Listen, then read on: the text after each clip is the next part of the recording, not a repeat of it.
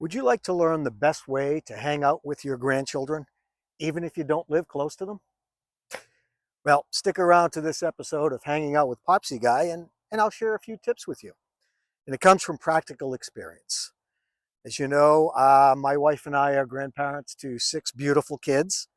And just this past weekend, we were able to have everybody together for a combined birthday party for three-year-olds, and no, a couple of three-year-olds, and coming up 6-year-old who happens to be years old today.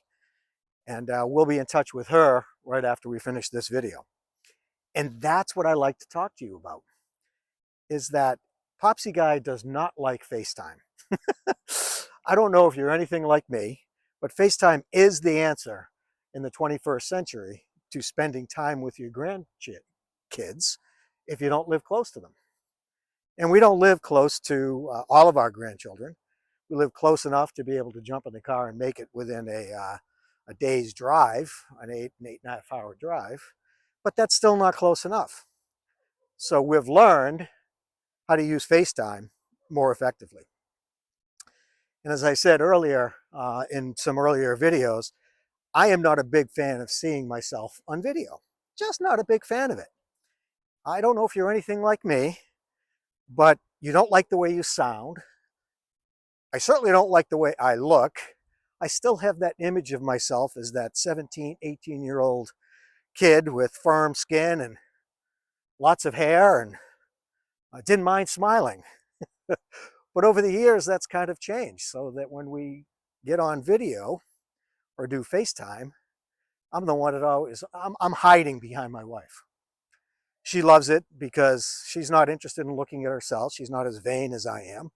She's more looking at the kids. Whereas I've shared with you in the past, all those Zoom meetings that I had to be a part of during COVID, my favorite feature was hide myself because I just wasn't interested in seeing myself on video. But I've gotten used to it because I'm taking a page out of my wife's playbook, which is don't look at yourself, look at the kids. I went, what a great idea. That's who we're calling. Let's look at them. So as I said, we were able to have this last weekend with them, which was awesome. And we took a ton of pictures. And the other way that we stay close to our kids is through pictures. And I guess we are so blessed being the age group that we are, because we are able to take advantage of this technology that's been given to us with cell phones and all the different things, the internet and laptop computers and tablets and whatnot. Things that we had absolutely no idea would ever be part of our lives just a couple of decades ago. And now it seems like we can't live without them. I mean, we can live without them. We did live without them. You remember the days that you used to get off the airplane and rush to the terminal and stand in line for the payphone? Or you'd be driving and, I got to call so-and-so, and the first thing you'd be looking for is the blue telephone booth, right? Those things don't exist anymore.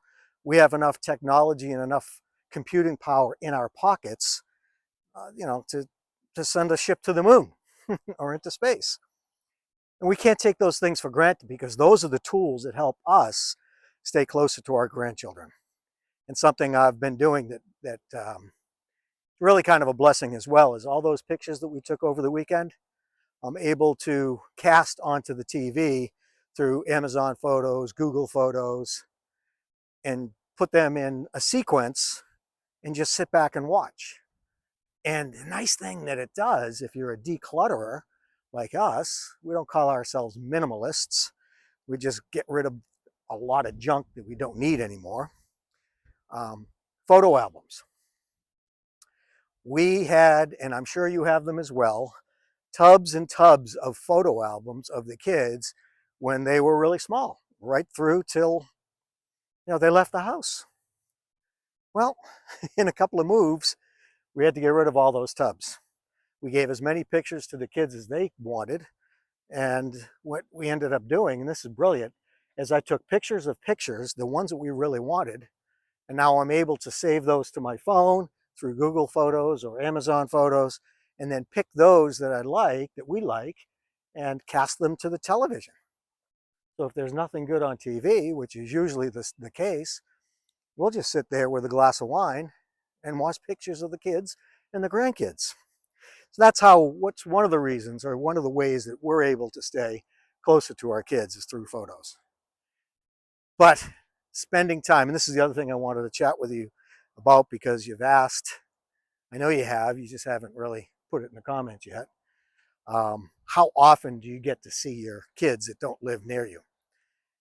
Well, we try to do it, as I know this sounds kind of silly, as often as we can, but it's expensive, right? Between, if we're going to fly, which I'm not a big fan of flying, especially with everything that's happening lately, but I still think flying is probably the safest mode of transportation.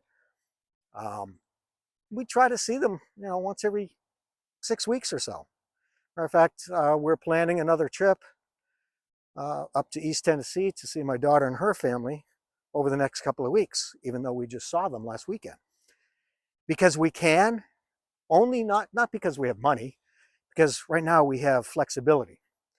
We're both working part-time. We can tell the people that we work with, these are the days that we can't work, and they're like, great, you don't have to work.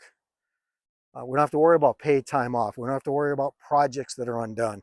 We don't have to worry about emails and telephone calls. Those are all the wonderful things about being retired, right? I'm not worried about a boss calling me up and saying, hey, before you go see your grandchildren, you need to complete this project, otherwise you can't go. That does not exist in our life anymore, we're blessed for that. But take advantage of technology to do those things. If you're not really comfortable with it, ask somebody who is. And I know that you know somebody in your own orbit, your own universe, who's very comfortable with technology, that will patiently explain to you how to do these things. And don't be afraid to make mistakes. It's almost impossible. If you're using a service to back up your photos, whether it's Google or Amazon or even iCloud, it's almost impossible to lose these pictures. So don't worry about that. But don't let technology stand in the way of you staying in touch with your grandchildren, or having the pictures that you've always wanted without having to have photo albums stuffed in the closet someplace that you can't even find. Use technology to your advantage. And I'm going to do another video on technology and YouTube, the challenges that I've had with my YouTube channel. I think the biggest thing that I'm learning about this YouTube channel journey is I'm creating a legacy, not just for my grandchildren, but for me. I know that probably sounds pretty strange to you, but think about it. I'm 62. I'm relatively healthy. I'm able to do the things that I want to do. Yeah, I have the normal aches and pains, hips and knees and backs, but that just, as you know, comes with the territory. But you know what? There may come a time when I can't do the things that I take for granted today, like jump in the car and drive 8.5 hours to see the grandkids, or go to work for 15, 20 hours a week delivering pizza. I just may not be able to do those things for a variety of reasons. Could be physical. What concerns me is it could be mental, right? It could be some type of organic mental illness, whether it's dementia or Alzheimer's or something like that. That's, to me, that's the saddest of all the diseases that happen to us as we get older. Yeah, we can understand physical limitations. That's just the way the body is. But the one that frightens me the most is the one where my memory starts to become erased over time, and I don't remember the things that I take for granted right now. So the reason I'm doing these videos, even if nobody watches, there may be some day where I'm sitting on the couch by myself and somebody says, hey, Popsy guy, I'm going to show you a video of somebody you may know. And all of a sudden they go to YouTube, and they dial up hanging out with Popsy guy, and there's the young, good-looking Popsy guy talking. And I'll just sit there and go, that guy looks awfully familiar. I wonder who it is.